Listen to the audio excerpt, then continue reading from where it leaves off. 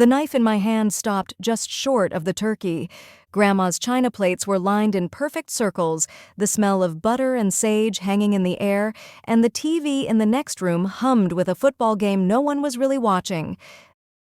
Then my grandmother, Margaret Sloane, dabbed her mouth with a cloth napkin, looked straight at me across the Thanksgiving table in Lake Okoboji, and said almost casually, "Ava, how's your $200,000 trust fund?"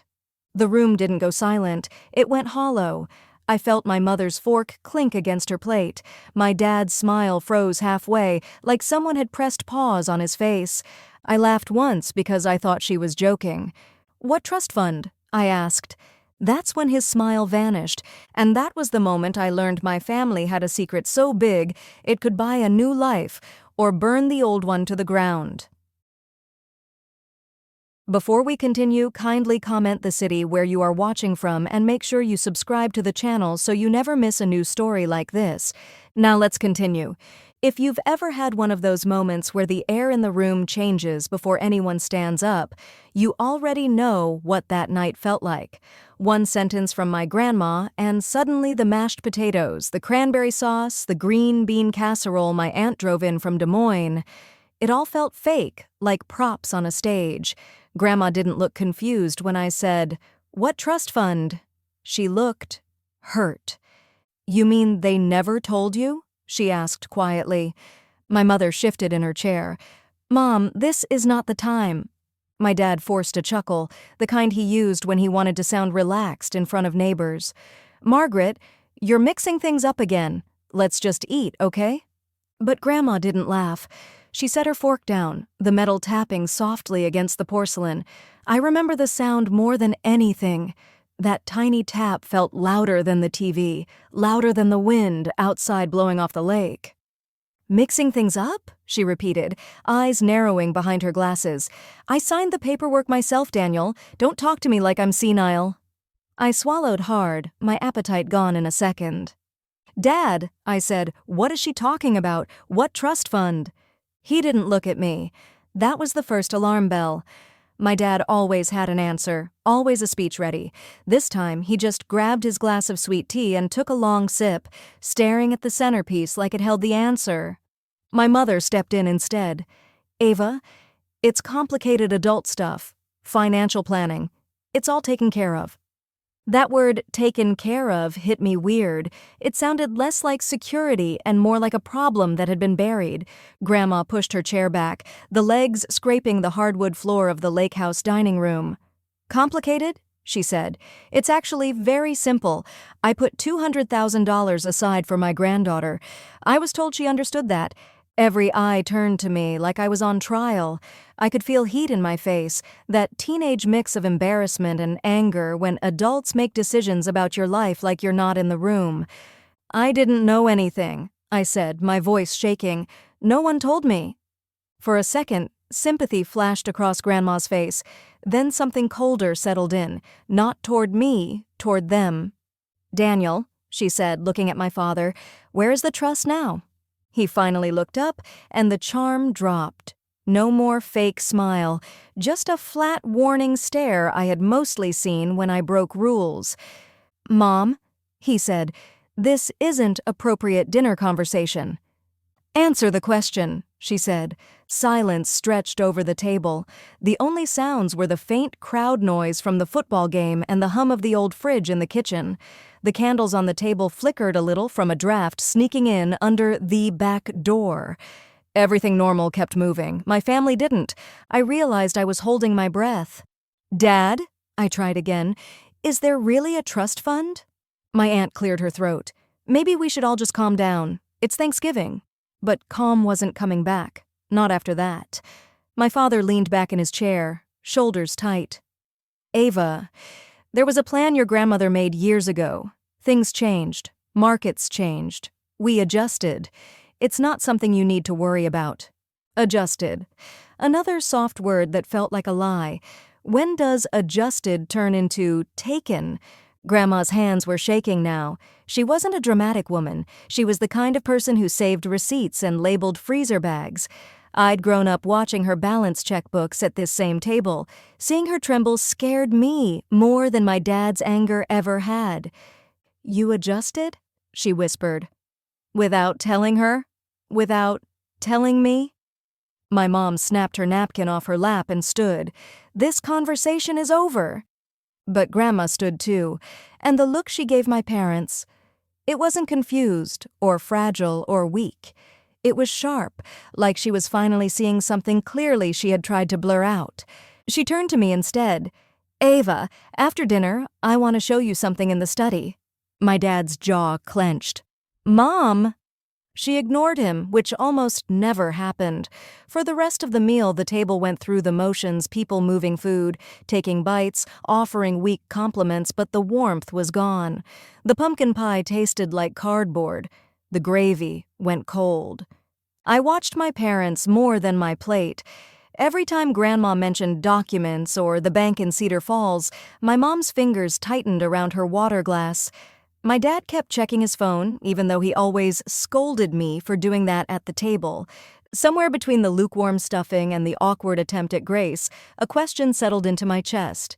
If they could hide $200,000 from me, what else could they hide? When the plates were finally cleared and my aunt turned up the volume on the game, Grandma placed a gentle hand on my arm. "Now," she said, "come with me." We walked down the hallway of the lake house, past the framed family photos, me with missing front teeth, my dad holding a fishing rod, Grandma in her garden. The carpet muffled our steps, but my heart pounded loud in my ears. We reached the study at the end of the hall. It always smelled like paper and old leather, a cozy little room with bookshelves and a heavy oak desk facing the window that looked out over the dark water of Lake Okoboji. Grandma reached for the doorknob. I could see the slight curve of her hand, the determination in the way she stood. Behind us, I heard the soft but quick tap of my father's footsteps. "Mom, stop," he said. "There's nothing in there you need to drag Ava into." She turned halfway, her eyes on him, then on me. "That's exactly what I'm afraid of," she replied. Her words hung there for a second, a tiny act of rebellion in a quiet Iowa hallway. Then she stepped into the study and shut the door. I heard the snick of the lock sliding into place. I pressed my hand against the wood, my pulse racing. On the other side of that door came a sound I will never forget, the low, relentless grind of a paper shredder chewing something to pieces. I didn't know it yet, but with every strip of paper that fell into that bin, the story of my family was being rewritten whether my parents liked it or not. I stood in the hallway, my ear against the study door, trying to catch more than the muffled grind of the shredder. The house around me felt too quiet, like everyone was pretending not to hear what they absolutely heard. The football game played on, but no one cheered. Someone in the dining room coughed. A chair scraped the floor. Every small sound felt strange against the steady hum inside that locked room. I whispered, "Grandma," even though I knew she wouldn't answer with my father standing a few feet behind me. He crossed his arms. "Ava, go sit with your cousins." I didn't move. "What is she shredding?" "Old files," he said too quickly. "She's confused. You know how memory gets at her age." The words tasted wrong. My grandma never misplaced her keys, never forgot birthdays, never repeated a story. She was sharper than all of us. The idea of her confused didn't sit anywhere near the truth. Inside the study, the shredder stopped. Silence pressed against the door. Then the lock clicked, and Grandma opened it just wide enough to slip through. Her face looked calmer than before, but her eyes, they were different. Determined. Grieving something I couldn't see. She held an envelope in her hand. A thick one. "Come with me," she told me. My father stepped between us. "Mom, give me that." Her grip tightened. "This is for Ava. This is none of her business." "It is now." My father snatched it so fast the paper crumpled between their hands. I flinched at how violent that tiny motion felt. My mother appeared behind him, her lips pressed tight. "Daniel," Grandma warned, "you give that back." He didn't. He shoved it into his jacket like it was contraband. I couldn't stop the question. "Dad, why can't I see what's inside?" He didn't answer me. That said more than any explanation would have. Instead, he put a hand on my shoulder and turned me toward the living room. Go relax. Play cards with your cousins. This isn't something you need to be part of. But I didn't take one step. Why are you hiding it? He exhaled sharply. Ava, for once in your life, just do as you're told. My grandmother stepped closer, and her voice dropped to a level that made even my mother look uneasy. If you destroy that envelope, I will make sure you regret it. My father didn't reply. He just walked away, envelope in hand. The living room swallowed him, the cousins, the noise, the fake normal evening. My mother followed, whispering something under her breath. Grandma touched my arm again. Be patient, sweetheart. Her fingers were cold. The truth has a way of surviving even when people try to bury it. Are you okay? I asked. She hesitated. That hesitation held the weight of years' fights I never saw, choices I never knew about, a fear she'd kept hidden. I will be, she said softly, as long as you don't let them scare you. After that, she excused herself and walked down the hallway toward her bedroom. Her steps were steady, not hurried, but they carried a kind of finality that made my stomach drop. My aunt called for pie. The kids argued over a board game. The world went on pretending. I sat there listening to the house settle, the heater buzzing, a pipe knocking behind the laundry room wall, the sound of wind brushing against the windows, but underneath it all was something else, a tension so thick it felt like the whole house was holding its breath. Later, when most of the family left and my parents were in the kitchen cleaning up, I tried to find Grandma again. Her room was dim, the curtains pulled back to reveal the lake. The moon cast a silver stripe across the black water. Grandma, I whispered. The lamp beside her bed was off. Her sweater from earlier lay folded on the chair. Her shoes were lined neatly by the closet. Everything was in its place, except her. I checked the bathroom. Empty. The back porch. Empty. The driveway. Empty. When my dad appeared behind me, he didn't even look surprised. She probably went to stay with a friend. She does that when she's upset. She didn't take her purse, I said. She'll be back. My mother chimed in from the kitchen doorway. Ava, don't make a scene. Your grandmother is an adult. She can come and go. But adults usually take their phone, their coat, their medication. She took none of it. I didn't know what to say, only that the pit in my stomach grew deeper. The next day, my parents filed a voluntary absence report. Not missing, not endangered, voluntary, like she simply packed up her life and walked away from Thanksgiving dinner halfway through a financial argument. I didn't buy it, not for a second. When I returned to my college dorm, things looked off immediately. My laptop was open when I had left it shut. My email password didn't work the first 2 times. Notifications were missing. A few files were rearranged. And on my phone, 3 texts from unknown numbers had been deleted. Someone had been inside my digital life quietly, carefully. I sat on my bed staring at the locked screen, my pulse thumping in my ears.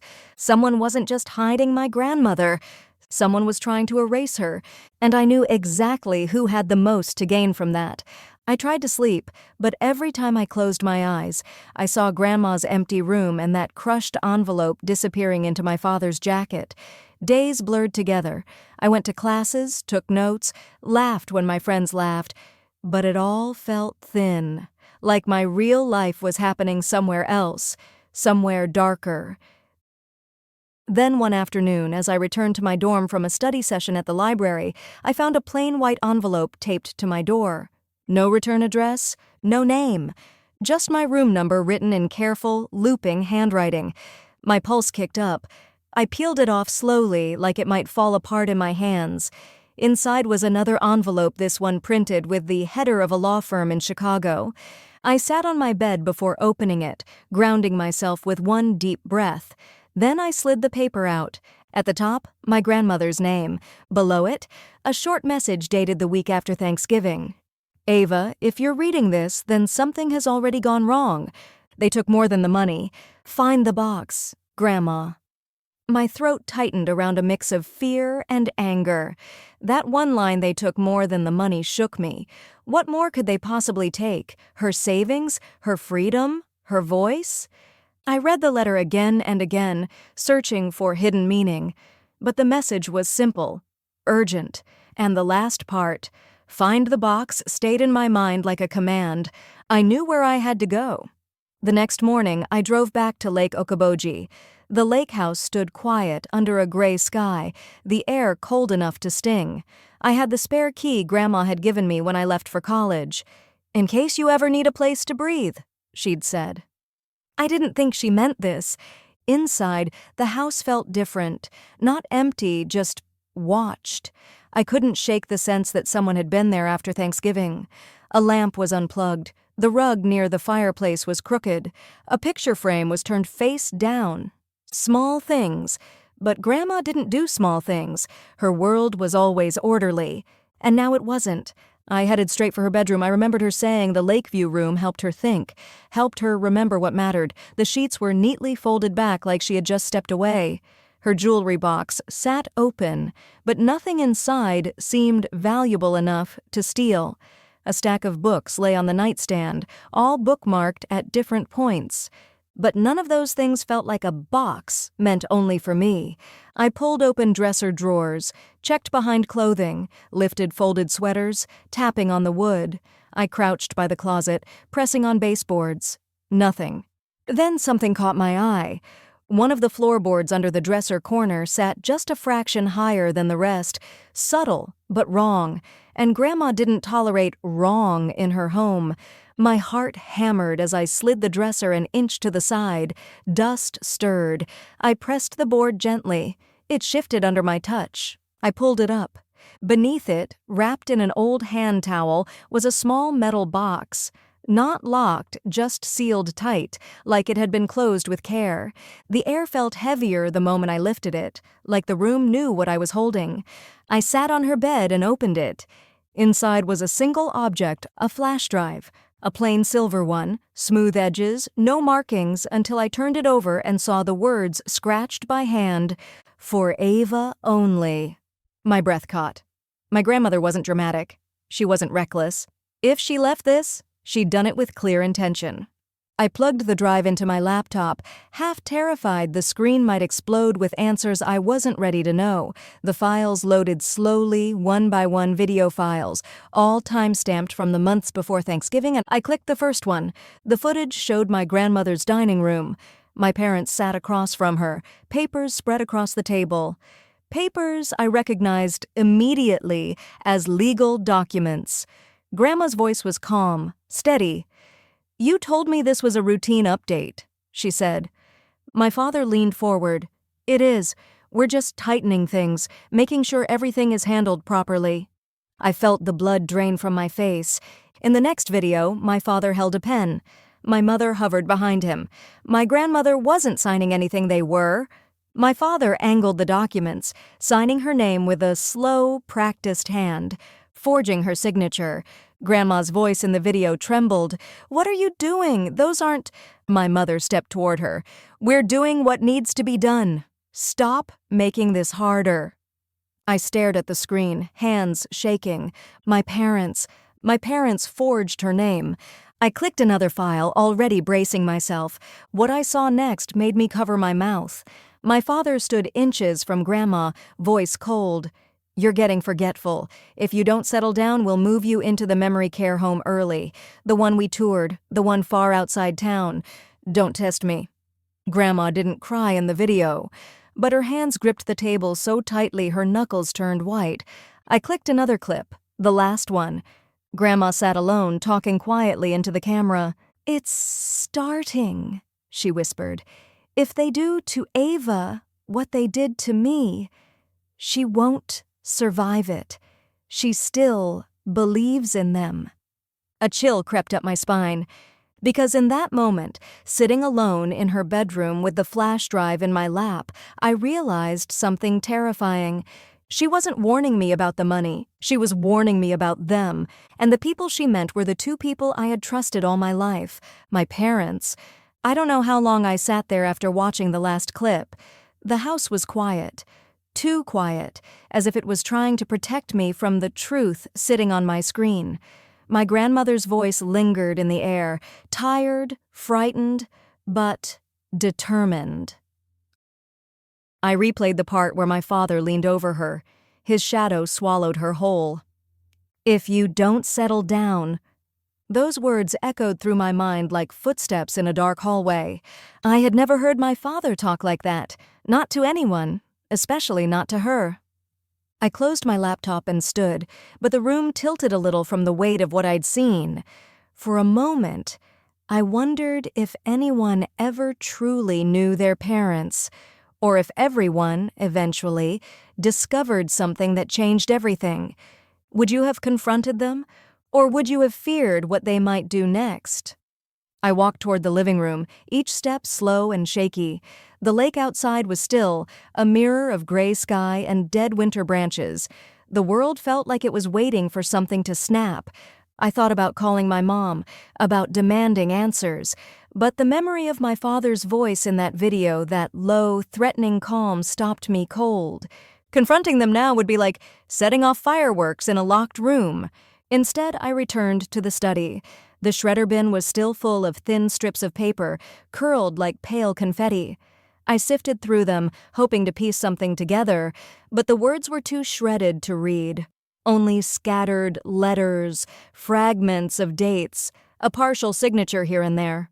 Whatever Grandma had tried to give me, my father had destroyed it. As I placed the last strip back in the bin, a cold thought hit me.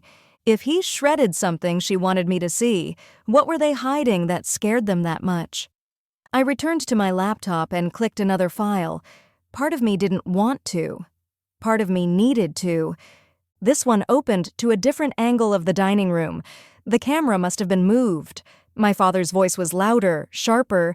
My mother paced in the background, her hands shaking. "You said she wouldn't ask about it," my mom hissed. "She wasn't supposed to," my dad shot back. "She was supposed to forget the whole thing." Margaret forgets nothing. Then we make sure she stays quiet until everything is finalized. My breath caught. The tone in his voice, flat, controlled, almost bored, made the threat feel twice as real. The next seconds cut to the living room. Grandma stood by the window, staring out at the lake.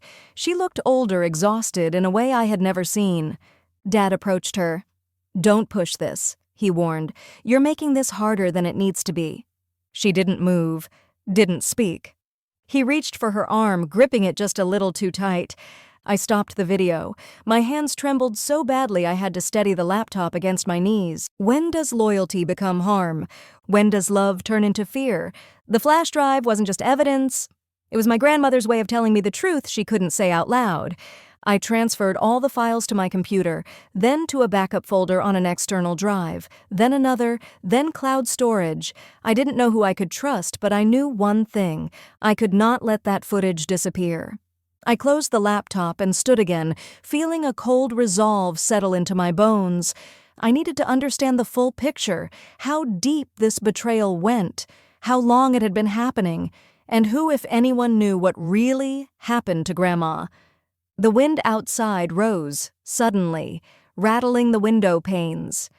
A low howl swept across the lake, the kind of sound that makes you wrap your arms around yourself. I walked back toward the hallway. As I passed the study door, the floor creaked under my feet, soft, but sharp in the quiet house. That's when I heard something I hadn't noticed before, a drawer slightly open, just an inch. I pulled it open gently. Inside were letters, old ones, bundled with a thin ribbon, mostly bank statements, legal notices, and correspondence with her accountant.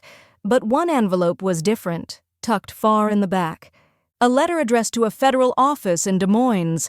The subject line, Report of Financial Elder Abuse. My hands froze. I scanned the copy. It was dated months before Thanksgiving. My grandmother had already reported them. She hadn't been confused. She hadn't been emotional. She hadn't been overreacting. She had been terrified, and no one had helped her. I leaned over the drawer, closing my eyes for just a moment. The grief that hit me wasn't loud. It was quiet, steady, like a wave pulling me under. I picked up the letter again. What kind of parents steal from their own mother? What kind of people threaten the woman who raised them? I only knew one answer. The kind of people I was finally seeing for who they truly were. I sat down on the edge of Grandma's bed, the letter in my lap. The house felt smaller now, tighter, as if the walls knew something terrible had happened inside them. The air tasted like dust and secrets. The last line of the letter felt like ice running through my veins. I fear they will try to silence me. I stared at those words for a long moment. Then my phone buzzed. A number I didn't recognize. A short message. "We need to speak. It's about your grandmother." I stared at the screen. My mouth went dry. Who was this? And how did they know what I had found? I typed back, "Who is this?" 3 dots appeared, then the reply, "I'm her federal caseworker." My heart slammed once, hard. Caseworker? Federal? Was this the office she wrote to? Was this connected to the report I found? Before I could think of what to say next, another message came through. "She's not missing. But you need to hear the rest in person." I gripped the phone so tightly my fingers hurt. The room seemed to tilt again, just like earlier. But this time, it wasn't from fear. It was from the truth I'd never imagined. Everything we thought we knew about Grandma's disappearance was a lie. And the person who had the answers was waiting for me. Somewhere out there, with the part of the story that hadn't been told yet. The part that might finally reveal where she was, and what my parents had really done. I met the caseworker in a government building that looked more like an old library than an office. Beige walls, buzzing lights, a faint smell of coffee that had been sitting for hours. The waiting room chairs were hard plastic, the kind that make you sit a little too straight. A woman in her 40s stepped out from a side hallway, short dark hair, calm eyes, a badge clipped to her belt. "Ava Sloan?" I nodded. My voice felt stuck somewhere in my chest. "I'm Caroline Reed," she said, "your grandmother's federal liaison. Let's talk privately." She led me into a small office with a single desk and 2 metal chairs. A folder sat in the center of the desk, thick with documents. My grandmother's name was printed on the label. Caroline gestured for me to sit. "Before we begin, how much do you know?" Her tone was too gentle, too careful, like she was about to deliver news she had delivered before to people who weren't ready. "I know my parents forged her signature," I said quietly. "I know they threatened her. I know she reported them." Caroline didn't look surprised. She opened the file. "Your grandmother has been cooperating with our office for nearly a year. She contacted us after noticing irregular activity in her accounts. It escalated quickly." I swallowed hard. Escalated how? Caroline slid a photo across the table, a copy of a receipt for a memory care facility consultation. My stomach twisted. "She told me about that place when I was younger," I whispered. "She used to joke that she'd never let anyone send her somewhere like that." Caroline nodded. "Your grandmother came to us because she feared her adult children were preparing to have her declared incompetent. Once that happens, the legal authority shifts. They would have had full control." I squeezed my hands together under the table. "And you believed her?" "We investigated," she said simply, "and yes, the evidence was credible." I blinked at her. "What does that mean?" Caroline paused before answering, and the weight of that pause settled into my bones. "It means your parents didn't just take your trust fund." She leaned forward. "They were taking steps to take everything she owned. Her house, her income, her decisions, her freedom." The air left my lungs in one sharp breath. My grandmother, sharp, independent, stubbornly self-sufficient, fighting against her own children for the right to live her own life. That thought dug into me deeper than any number on a bank statement ever could. "Why didn't she tell me?" I asked. Caroline closed the folder. "Because she knew you'd confront them, and confrontation was the one thing we couldn't allow." I stared at her. "What do you mean, allow?" "Your safety," she said calmly, "became part of the assessment." A strange, cold ripple ran through me. "My safety?" Caroline folded her hands. Ava, when someone is willing to forge signatures and manipulate legal documents, when someone pressures an elderly parent into a facility to gain financial control, we don't categorize that as a family disagreement. We categorize it as coercive abuse. The room felt suddenly colder. My parents? Coercive abuse? The words didn't feel real, but the evidence on the flash drive was real. The missing envelope was real. Grandma's disappearance was real. So what happened to her? I managed. Caroline took a breath. We moved her. Moved her where? Into protective custody. I stared at her, unsure I heard correctly. Protective custody? Like witness protection? Yes. The word hit me like a physical force. I gripped the edge of the metal chair. She's alive, Caroline said, gently. Safe, hidden for her own protection while we built the case. My pulse thudded in my ears. Alive. Grandma was alive. My voice broke when I whispered, "Why didn't she tell me?" Because she knew your father monitored your accounts, Caroline said. He accessed your emails. He attempted to access your student loan dashboard. He tracked your location through your phone's shared settings. I froze. What? My voice cracked. What? Caroline slid a printed log across the table. Attempts, IP addresses, multiple failures. My father had looked into my life the way someone looks into an enemy's. She didn't want you caught in the crossfire, Caroline said. My throat tightened. She thought he'd do to me what he did to her. Caroline didn't answer. She didn't need to. I felt my chest folding inward. The betrayal wasn't a sharp stab, it was a slow, crushing weight pressing against my ribs. Every memory of my father's smile began to feel like something artificial, placed over something colder. I took a deep breath. What happens now? Caroline leaned back, studying me with a softness I didn't expect. Now, Ava, you need to make a decision. You have the evidence. You've seen everything she wanted you to see. If you choose to support the case, things will move quickly. How quickly? She tapped the folder. Very. A question settled into the pit of my stomach, one I didn't want to ask but couldn't ignore. What happens to them? I whispered. Caroline didn't look away. Your parents could face charges for fraud, coercion, financial exploitation, and depending on what else emerges, potentially more. My breath shook. As much as I feared them, as much as I now distrusted them, they were still my parents. The people who raised me, tucked me in, took me to school, showed up at my recitals. But then I heard Grandma's voice again in my memory. It's starting. My fingers curled into fists on my lap. Where is she? I asked quietly. My grandmother. Caroline closed the file. She's been asking about you. She wants to see you, but only when the time is right. When is that? When the truth is fully protected. The words felt like a riddle, but I understood what she meant. The case had to be airtight. The evidence had to be sealed. My involvement had to be safe. Caroline stood. Take a couple of days. Think. But know this. Ava, your grandmother trusted you with something she never trusted anyone else with. I swallowed hard. What's that? Her legacy, she said simply. And her freedom. I walked out of the building into the cold Iowa wind. The sun was setting, turning the sky pink and gold.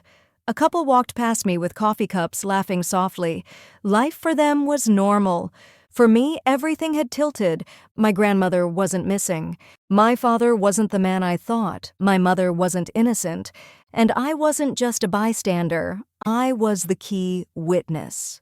As I stood in the parking lot, watching my breath form white clouds in the air, a single question drifted through my mind. If justice meant destroying the people who raised me, was I willing to do it? The wind answered for me, cold and sharp across my face. Yes, because they'd tried to destroy her first. I didn't go home after leaving the federal building. I didn't go back to campus either. I drove instead nowhere in particular through small Iowa towns, with holiday lights still clinging to porches, through long stretches of highway where nothing but frost-covered fields kept me company. My phone stayed silent on the passenger seat. No calls from my parents, no check-ins, no apologies. It was almost as if they already sensed that something had shifted in me, something they couldn't manipulate back into place. Some truths don't slam into you. They seep in slowly, and the deeper they sink, the colder you become. By the time I parked in front of my dorm, the sun was long gone. I sat there in the dark car, clutching the steering wheel, breathing steady and slow. The choice Caroline had given me kept echoing in my mind. Support the case. Or walk away. But walk away into what? A house built on lies? A family stitched together with coercion? A life financed by stolen trust? I carried the flash drive upstairs like it was a heartbeat in my palm. Inside my room, I shut the door, locked it, and sat at my desk. Then I opened my laptop one more time. Watching the footage again wasn't about understanding, it was about solidifying something inside me. Building the resolve I knew I needed. Every clip hit harder the second time. My father's cold voice, my mother's calculated movements, my grandmother's fear when she thought no one would see. I whispered, "I'll make this right." Not loud, just a vow. I emailed Caroline the documents, then I backed everything up again onto a new drive, onto another cloud folder with encrypted passwords, and onto a secure backup Caroline had recommended. I made myself unerasable. Hours later, my phone buzzed. A single message from Caroline, "Received. This helps more than you know." Then another message, "Stay quiet. Let us work." So I did. For the next week, I acted like nothing was happening. I went to class. I bought coffee. I studied in the library. But everything I did felt like I was moving through fog. Every time my phone pinged, I braced myself. Every time I passed a family on the sidewalk, my chest twisted. My parents called twice. I didn't answer either time, not because I was afraid to speak, but because I knew the sound of their voices might make me second-guess what I already understood. Love doesn't excuse abuse, family doesn't erase wrongdoing, and real justice, requires silence before impact. On the fourth night, I opened my email and saw a new message from Caroline. "Additional developments emerged. We'll keep you updated." I read it 3 times. Additional developments. That vague phrase carried too much weight. I typed back, "What developments?" 3 dots appeared. Disappeared. Reappeared. Then her reply arrived. "We uncovered multiple shell accounts. Transfers linked to the forged documents." My breath hitched. I typed again, "How much money?" Her response came fast. "Not just the $200,000? The room spun. My thoughts scattered. "Not just the trust fund? What else did they take?" Another message arrived. "Your grandmother's retirement distributions, her property taxes, portions of her investment accounts, more than you realized." I fell back in my chair, staring at the ceiling as if the answer might be written there. My parents weren't just cutting corners or moving funds around. They were dismantling her piece by piece. A kind of numbness washed over me. Not shock, not grief, not even anger. Something colder, something cleaner. Clarity. And clarity is a dangerous thing, especially when it lands in the hands of someone with nothing left to lose. 3 days later, at 6:14 a.m., I woke to the flash of red and blue lights bouncing off my dorm window. At first, I thought it was an accident on the street, but then my phone buzzed again. A message from Caroline, "It's happening. Stay inside." I sat up, heart pounding, and peeked through the blinds. Down below, 2 unmarked cars turned into the parking lot of my parents' subdivision across town. I wasn't there, but I knew the route. I knew the direction. My mind filled in the details as if I were standing beside them. The early morning quiet, the crunch of frost under boots, the firm knock on a front door that used to lead to a home now a crime scene. My breath came slow, steady. I opened my laptop and watched it happen through the online police scanner feed, listening to the dispatchers coordinate units. calm voices, code numbers, routine efficiency for something that didn't feel routine at all. My parents were inside their house, still half asleep, maybe sipping coffee, maybe pretending things were normal. Until the moment everything ended. At 6:27 a.m., a dispatcher confirmed, Units 3 and 4 inside the residence, 2 detained. I closed my eyes, not in celebration, but in acknowledgement. This was the consequence they'd built with their own hands. 2 hours later, the local news station updated its morning ticker. Cedar Falls couple arrested on charges of fraud and elder financial exploitation. Their mugshots appeared online not long after my father's expression stunned and red-eyed, my mother's tight with disbelief. I stared at those pictures for a long time, studying them like strangers, because that's what they had become. But the part that stayed with me wasn't the arrest. It was the silence afterward. No frantic calls, no messages demanding explanations, no apologies, just a vacuum. Like the storm had passed and left only cold air in its wake. I didn't feel triumphant. I felt steady, still, prepared for what was next. Because Caroline's last message held 2 quiet words that meant everything. She's ready. Ready to see me. Ready to speak. Ready to reveal the final piece of the truth. I grabbed my coat, slung my bag over my shoulder, and took one last look around my room. Justice had begun. Now it was time for the part that mattered most, the part only Grandma could tell, and the part that would change everything I thought I knew about the woman who raised my father, and the granddaughter she chose to trust. The drive to my parents' house felt different from every drive I had taken before. I had made this trip hundreds of times, holidays, weekends, quick visits for laundry and home-cooked meals, but this time the road felt longer, emptier. Snow had started to fall, the light kind that dances instead of landing. Each flake looked like a hesitation, a question. I gripped the steering wheel tighter. I wasn't going there to fight. I wasn't going there to yell or demand apologies. I was going because Caroline had told me quietly on the phone, "You don't have to come, but most people do. Seeing the truth up close helps you understand what you're walking away from." I wanted to understand. When I pulled into the neighborhood, everything looked normal. Porches lined with wreaths, mailboxes half buried in slush, warm lights glowing behind curtains. The kind of calm scene that makes you believe bad things don't happen to ordinary families. But they do. They just hide well. 3 unmarked cars were still parked outside my childhood home. The front door was open, and 2 officers stood on the walkway, their breath fogged in the cold air. I stepped out of my car slowly, my boots crunching through the thin ice. One of the officers raised a hand. "Ma'am, you can't go any—" Caroline appeared behind him. "It's okay. She's allowed." The officer nodded and stepped aside. As I approached the doorway, a wave of warmth hit me, the familiar smell of cinnamon air freshener my mother always used. But the house didn't feel warm. It felt wrong, like the place itself knew something was broken. Inside, officers moved quietly, gathering documents, photographing drawers, labeling boxes. It was orderly, efficient, and heartbreaking. My parents sat on the living room couch, handcuffed but still dressed in their morning clothes. My mother wore a robe and slippers. My father still had shaving cream dried near his ear, as if he never finished the motion. My breath hitched. Mom looked up first. Her eyes widened, filling instantly with tears. "Ava, sweetheart, thank God you're here."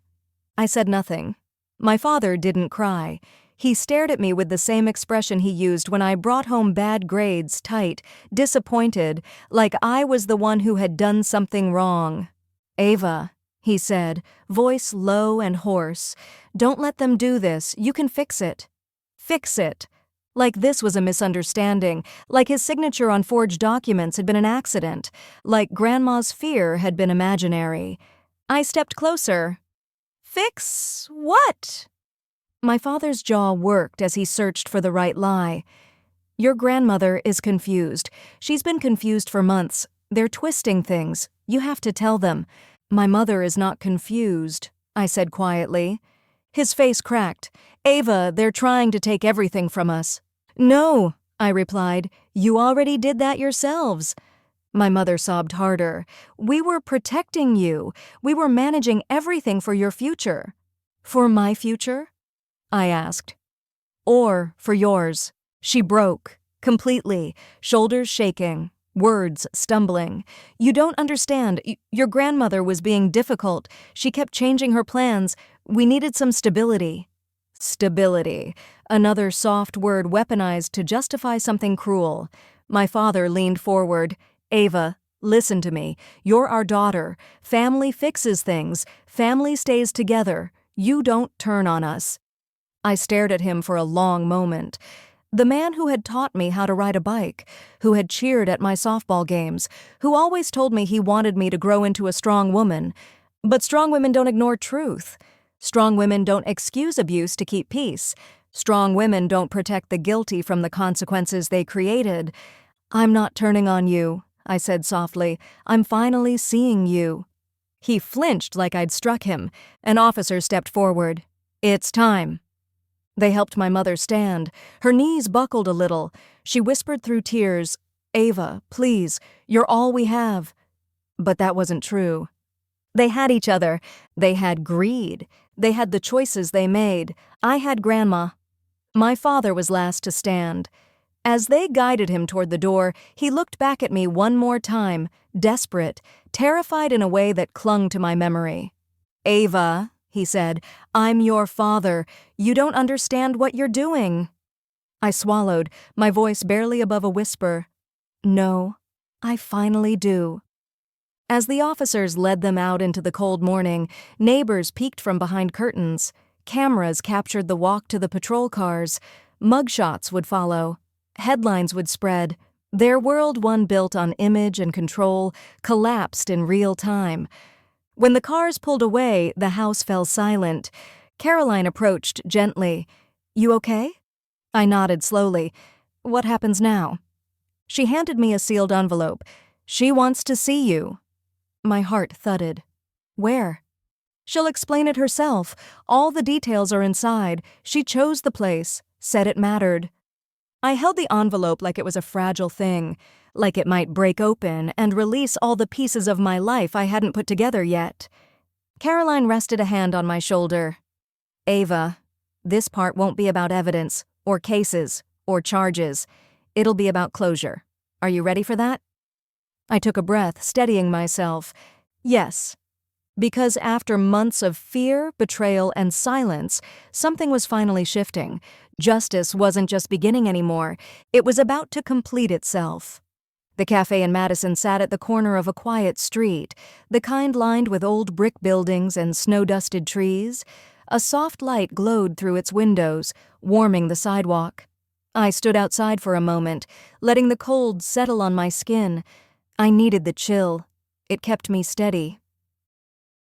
Inside, the cafe smelled like espresso and cinnamon, wooden tables, soft music, a barista steaming milk behind the counter. Everything felt calm in a way my life hadn't felt in months. Then I saw her. Grandma sat at a table near the back, her hands wrapped around a warm mug, her eyes lifting the moment I stepped inside. She looked older, but not weaker. There was a steadiness in her posture. A quiet strength that felt like it had been sharpened by everything she'd survived. When she smiled, my throat tightened. "Ava," she said softly. I walked to her, unable to hold back the emotion that rose in my chest. I hugged her before saying anything. She hugged me back with a tenderness that felt like home. We sat. She studied my face for a long moment, then reached across the table and took my hand. "I'm so sorry you had to carry this alone." I shook my head. "I'm sorry they did that to you." She looked down at our joined hands. "They didn't do it alone. I let things slide for too long. I tried to keep the peace. I wanted to believe they were still the children I raised." She paused. "But denial is a slow poison. It clouds your judgment until you forget what truth feels like." I swallowed. "You left to protect yourself." She nodded. "And to protect you." She released my hand and leaned back. "Do you know why I brought up the trust fund at Thanksgiving?" I exhaled. "To start something. To reveal something," she corrected gently. I needed to see how far they were willing to go. I suspected it, but I didn't know, not fully. Mentioning the trust fund was my final test. I stared at her. Test? She smiled sadly. People show their true selves when money or power is at stake. Your parents had been drifting toward greed for years. Little things at first. Questions about my accounts. Suggestions I simplify my finances. Requests for access to documents. It grew. And once they realized I still intended to leave you that money, everything accelerated. So you triggered it? I murmured. On purpose? She nodded. I needed proof, and I needed you to see the truth with your own eyes. If I had told you outright, you might have believed them instead. I couldn't risk that. A wave of emotions swept through me, gratitude, sadness, anger, and understanding, all tangled together. Why didn't you tell me you were safe? I asked. Her voice softened. Because safety had to be permanent, not temporary. If your father thought you knew where I was, he would have gone after you next. The protective order only covered me. She paused. You weren't supposed to find the box until after the case was fully built. I blinked, but the lawyer sent the letter early. She gave a small shrug. Sometimes timing refuses to cooperate. Sometimes life pushes us forward faster than planned. There was a moment of silence between us, warm and heavy, the kind of silence that doesn't ask for words. Then she reached into her purse and pulled out a document, a reinstatement letter from the trust attorney. My name written at the top, the amount listed, $200,000 restored. Below it, an added note. Plus, supplemental grant, $50,000. My breath caught. Grandma, I don't need this. She held up a hand. I know, that's why you deserve it. Money doesn't corrupt everyone, Ava. It only reveals who someone already is. She looked at me with a tender firmness. This isn't about money. It's about legacy. About rebuilding what they tried to take. A question rose in me, one she must have seen coming. Do you still love them? Her eyes softened with sorrow. I love who they used to be, not who they became. She sighed. But love without boundaries is not love. It's surrender. Those words sank deep. Outside, snow began to fall again, thicker than before, swirling like white confetti. The world moved gently, as if making space for everything I was learning. Grandma sipped her tea, watching me carefully. How are you feeling? I looked down at my hands. Different. How so? I think I finally understand that family isn't defined by blood, I said slowly. It's defined by honesty, and choice, and doing the right thing, even when it's the hardest thing. She smiled. Exactly. We sat in quiet for a long moment, letting the truth settle between us. Then she leaned forward. Ava, you did something extraordinary. You didn't just help me. You helped yourself. You protected your future. You stood up for what was right. That kind of strength isn't taught. It's earned. My eyes stung. Justice, she said softly, is never loud. It's cold, slow, and earned. Outside the cafe window, a car drove past with the radio playing faint holiday music. People walked by wrapped in scarves. Life continued in its normal rhythm, unaware of the storm that had just ended in mine. I squeezed her hand. What happens now? She smiled, small but real. Now? We start again. I nodded slowly. When we finally stood to leave, I glanced back at the cafe's warm glow. The moment felt familiar, like something inside me recognized it. And then I understood why. This was the opposite of Thanksgiving night. That night had begun with a question that shattered everything. This moment began with a truth that rebuilt it. As we stepped outside into the drifting snow, I thought back to the first words of this story. The trust fund, the missing truth, the vanished smile. And I realized something quietly powerful. My grandma didn't disappear to escape them. She disappeared to expose them.